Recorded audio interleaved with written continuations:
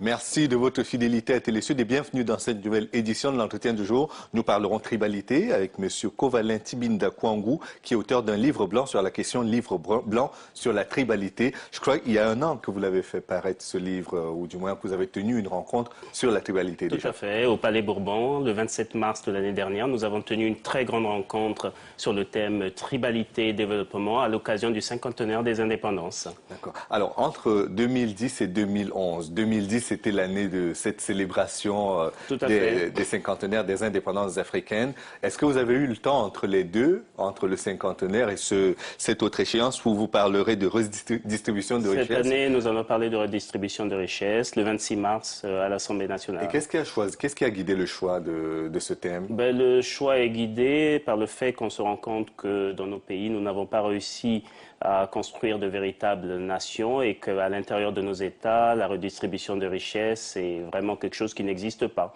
Dans le cas du Congo-Brazzaville, par exemple, 80% de la population vit en dessous du seuil de pauvreté alors que le Congo est un pays riche en pétrole. C'est un exemple. Et c'est vrai qu'aujourd'hui, dans le monde également, le nombre de riches n'est pas très important, même s'ils ont des fortunes très colossales. Le classement Forbes ça veut dire qu'il faut redistribuer la richesse nationale de manière équitable entre toutes les tribalités qui composent les États africains. Mais dans le cas de l'Afrique, par exemple dans le cas du Congo, nous proposons de débattre sur la redistribution de richesses à l'intérieur du Congo-Brazzaville. Et quand vous regardez la situation sur le continent africain, c'est vrai que la plupart des guerres civiles dont on parle sont des guerres à la base tribale. Ce sont des guerres tribales, ce sont des guerres qui mettent en avant le fait qu'il n'existe pas d'unité nationale, ce sont des guerres aussi qui mettent en avant l'échec des États-nations africains. On se rend compte aujourd'hui que tous ces États créés à la conférence de Berlin de 1884 ne tiennent pas la route. D'accord. Donc pour vous, ce principe de l'Union africaine, de l'intangibilité des frontières, on devrait le retoiletter ou... L'intangibilité des frontières, il a été déjà remis en cause avec le Soudan Sud qui vient de prendre son indépendance. Et je pense que vous allez voir au cours des prochaines années beaucoup d'États africains qui vont se créer. De toute façon, ça doit étonner personne. Je pense que vous vous souvenez qu'en Europe, il existait la Tchécoslovaquie. Aujourd'hui, ces deux pays, la Tchéquie et les Slovaques. Non, mais à côté de ça, il y a quand même l'Italie qui a eu beaucoup de mal à bâtir son unité et qui a finalement réussi à la faire. Sous la forme actuelle, il y avait une... Tout à fait, mais je pense que le problème, le grand échec des États africains, c'est qu'on n'a pas réussi à construire des États et l'unité nationale n'est pas mise en avant. Donc, comment faire? Sûrement qu'il y aura une nouvelle recomposition de ces États créés en 1884. Vous avez eu le temps, après le premier débat, je le rappelais, c'était en mars, le 27 mars 2010, vous avez eu le temps, en un an, de revoir les différentes théories. Je me souviens qu'il y avait des contributions qui se faisaient par Internet. Par Internet, tout à fait. C'était très très riche. La plupart des Congolais, des Africains, ont envoyé des contributions, notamment sur le plan institutionnel. Et comme vous le savez, je sors un livre blanc sur la tribalité. Et à l'intérieur de ce livre blanc sur la tribalité, nous amenons des propositions claires et nettes, des propositions institutionnelles pour favoriser l'unité nationale. Elles seront adressées à qui, ces propositions? Est-ce que c'est en priorité aux Congolais de Brazzaville ou c'est à l'Union africaine dans son ensemble? C'est à l'Union africaine dans son ensemble. Et quel type de propositions faites-vous très clairement? Par exemple, dans le cas du Congo-Brazzaville, nous proposons la présidence tournante entre les trois zones ethno-linguistiques qui existent, entre l'Ingala, les Téké et les Congos. Parce que nous nous rendons compte que pendant des années, il y a eu trop de morts. 200 000 morts au Congo parce qu'un certain groupe ethno-linguistique a décidé que le pouvoir devait se prendre au bout du fusil. C'est une solution qui a été expérimentée, celle de la présidence tournante aux Comores. Aux Comores, et d'ailleurs, au grand débat sur la tribalité du 26 mars 2011, nous aurons un ancien candidat à la vice-présidence des Comores, M. Saïf Larifou, qui viendra expliquer aux Africains présents au Palais Bourbon ce principe de la présidence tournante. Ça peut fonctionner et nous estimons qu'à problème africain, il faut des solutions africaines et il n'est pas question que les solutions nous viennent de l'Occident. D'accord. Donc là, on va quand même une étape au-dessus. Au début, on parlait de l'intangibilité des frontières. Finalement, il est possible de bâtir quand même une nation à l'intérieur de laquelle on fasse se ressentir à chacun qu'il a la possibilité de présider aux destinées. Le problème de nos pays, c'est que nous n'avons pas développé le concept de citoyenneté. Ce concept de citoyenneté est encore fictif. Actuellement, c'est la tribalité qui fonctionne. Et donc, nous voulons tenir compte de notre tribalité pour construire de véritables États-nations en Afrique. C'est pas dangereux de procéder de cette façon-là. Rappelez-vous le précédent avec le Rwanda, en 1994. C'est pas si vieux que ça. C'est sur la base de la tribu. Non, oui, c'est sur la base de la tribu, mais en voulant faire une démocratie à l'occidentale. Or, vous savez qu'en Afrique, nous sommes contre la confrontation. Nous sommes plutôt pour le consensus. On parle d'ailleurs dans mon pays, le Congo-Brazzaville, du Mbongi. On nous parle du Kimuntu. Donc vous voyez, nous ce que nous voulons... Là vous êtes en lingala, tout le monde ne peut pas forcément comprendre. Tout à fait, c'est le respect de la... Le Mbongi, c'est un lieu où c'est un peu l'arbre à palabre, hein, où tout le monde discute. Et je pense que nous devons sortir des guerres civiles dans nos pays en construisant des démocraties qui tiennent compte de nos réalités sociologiques. Et dans nos réalités sociologiques, il y a la tribalité. Ce que nous voulons, c'est non pas les guerres entre les tribalités, mais c'est au contraire construire un véritable vivre ensemble. Oui, parce que pendant longtemps, on a parlé de tribalisme. Vous apportez une touche nouvelle, vous parlez de tribalité. Tout à fait. C'est moins péjoratif. C'est moins péjoratif. Le tribalisme, c'est vouloir détruire une autre ethnie, alors que la tribalité, c'est au contraire nos valeurs, les valeurs de nos traditions, nos valeurs ancestrales. Et à l'intérieur de nos valeurs ancestrales, il y a le principe actif qui peut amener le vivre ensemble dans nos États africains.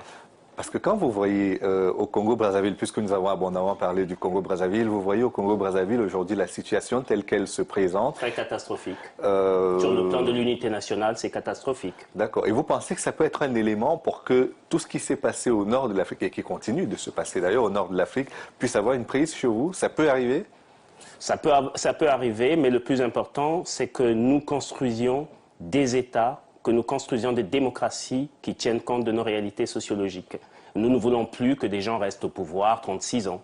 Nous voulons que le pouvoir, que l'alternance se fasse, nous voulons que l'unité nationale se fasse et qu'il n'y ait plus de haine à l'intérieur de nos États. Et c'est ça la tribalité, c'est un nouveau concept qui apporte un meilleur vivre ensemble entre toutes les tribalités qui existent à l'intérieur d'un territoire. Et vous n'avez pas peur qu'à vouloir satisfaire tous les groupes ethniques, on soit obligé de faire avec la médiocrité de certaines personnes? Non, pas du tout, parce qu'on ne veut pas satisfaire tous les groupes ethniques, on veut satisfaire les groupes ethno-linguistiques. Parce qu'à l'intérieur des groupes ethno-linguistiques, il y a plusieurs tribalités, donc ce n'est pas pareil. Je pense que, vous vous souvenez qu'en Inde, lorsque Gandhi est devenu ce qu'il était, il a enlevé ses habits occidentaux. Oui. Hein? Et oui. Donc, vous voyez, il est revenu à lui-même. Il est revenu à sa tribalité. Et je pense que nous, les Africains, nous devons revenir à nous-mêmes. Nous devons cesser avec le déni de soi. Nous devons construire des États en tenant compte de nos réalités sociologiques. Mais vous n'êtes pas habillé à la Gandhi? Pas encore, peut-être bientôt. D'accord. Alors maintenant, très concrètement, comment cela peut se matérialiser au Congo-Brazzaville? Parce qu'il faut quand même définir un seuil de compétences ou Au Congo-Brazzaville, il y a 3 groupes ethno-linguistiques. Oui. Les Congos représentent 50%, les Ngala 20%, les Téké 30%.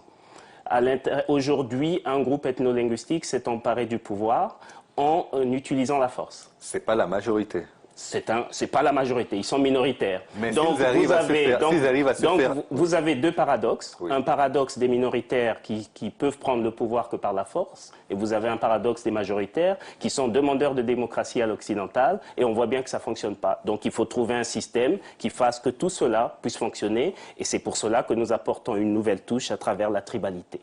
Il y a eu des élections entre-temps. C'est vrai qu'il y a eu des élections truquées entre-temps, vous voulez dire? Non, parce que pour l'instant, les réclamations n'ont pas pu aboutir pour démontrer qu'il y avait c'est normal. Monsieur Sassou Nguesso a sa propre cour constitutionnelle, il s'est taillé une constitution sur mesure, c'est normal que ça n'aboutisse pas. Mais on sait aujourd'hui que le Congo n'est pas un pays démocratique. D'ailleurs, je suis très étonné que les responsables occidentaux soient très frileux de ce qui se passe en Côte d'Ivoire, alors qu'au Congo-Brazzaville et dans d'autres pays africains, ils ont regardé cela avec mépris. D'accord. On ne va pas rentrer dans le débat sur la politique, parce que l'idée était de voir si, avec une minorité ethnique, on peut devenir président et rester président de façon démocratique. Au Congo-Brazzaville, un ex-responsable politique, M. Noumazalaï, avait posé une question.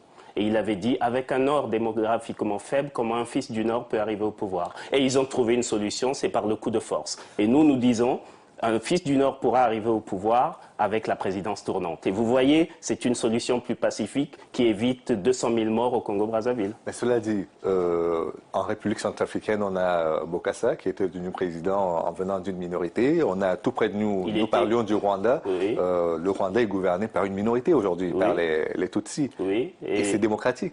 Ah bon? Mais écoutez, ça dépend ce que vous appelez une démocratique. Moi, je sais qu'au Rwanda, il n'y a pas pour l'instant une véritable démocratie. Mais peut-être que l'intérêt de revenir à notre tribalité pourrait faire que le pouvoir tourne entre les Hutus et les Tutsis.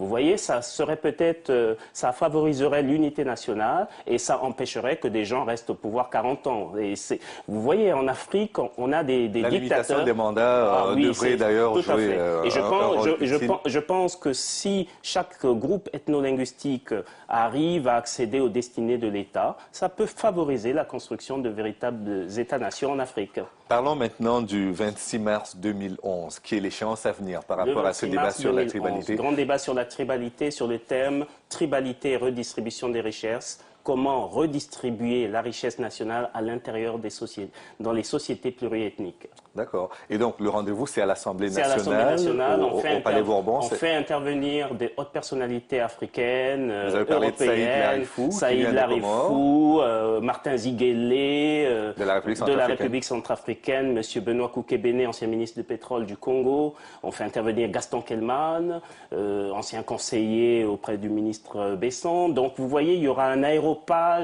de cadres africains et européens qui vont intervenir sur cette question de la redistribution des richesses. Et vous savez que, je vous disais encore, que le Congo-Brazzaville, par exemple, est un pays riche, mais 80% de la population vit avec moins $1. Comment faire?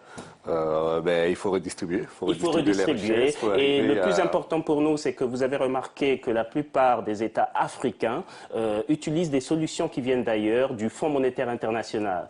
Et nous, ce que nous voulons, c'est qu'à problème africain, il y ait des solutions africaines. Et pourquoi pas demain, à travers ce deuxième débat sur la tribalité, un projet de société africain, un projet de société économique. Ça serait pas mal. Je répète que vous êtes quand même économiste à la base, vous êtes informaticien également, et puis vous organisez ce débat sur la tribalité. Sur la tribalité. Au Palais Bourbon, ce sera le 26 mars 2011. Je crois que sur Internet, on peut vous retrouver facilement. On peut nous retrouver facilement. On a un site Internet où vous aurez toutes les informations sur le débat. Pour venir à l'Assemblée nationale, il faut s'inscrire sur ce site Internet www.débat-tribalité-richesse.org. Merci beaucoup, Covalin Ntibinda Kwangou. Je rappelle que vous êtes l'auteur du livre blanc sur la tribalité et que vous étiez notre invité pour cet entretien du jour. Merci encore une fois. Merci beaucoup. À très bientôt. Merci à vous également d'avoir regardé cet entretien jusqu'à son terme. Rendez-vous demain pour une autre édition de l'entretien du jour. À bientôt.